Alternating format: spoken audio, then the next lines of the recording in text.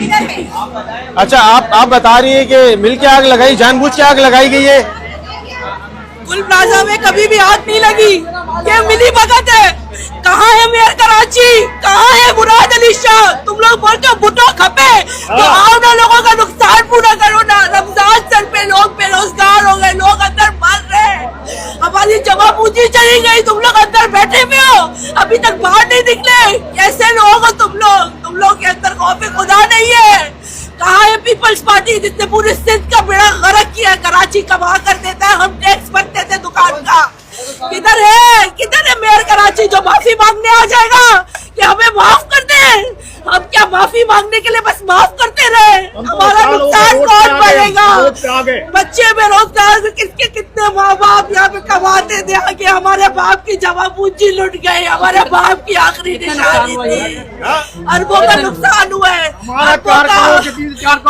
हमारे अरबों का नुकसान हुआ, हमारे बाप की आखिरी निशानी थी, हमारे बाप उस दुनिया में। ये ओनर है हमारी, ये ओनर है हमारी, मैं किराएदार था उनके। हमारी 3 से 4 करोड़ नुकसान, ये माल ये बचे मुझे, मुश्किल से 2 लाख में माल बचे होंगे मेरे तबाही के आलम में। ये हमारे बड़ी से गुजारिश से जिसने भी क्या उसको गिरफ्तार करके रोड पे लाओ, उसको जितना जलाया जाए, जैसे मैं मार्केट जलाया गया, मैं मार्केट जला नहीं। आप क्या समझते हैं शॉर्ट सर्किट की बहुत आग लगी है? नहीं है आग लगाई गई। तकलीफ हो रहा है, अगर तकलीफ हो रहा है, अगर मुझे मारना चाहे, जिंदा जलाना चाहे, जला दे। मुझे मेरा तो सब तबाह हो गया, मेरे बीवी बच्चे रोड पे आ गए, मेरे घर वाले रोड पे आ गए, एक नहीं हमारी पूरे खानदान रोड पे आ गए, हमारी दुकान के मालिक आ गए, मेरी दुकान का ओनर आ गए, सेलमैन आ गए। हम कहाँ जाएंगे?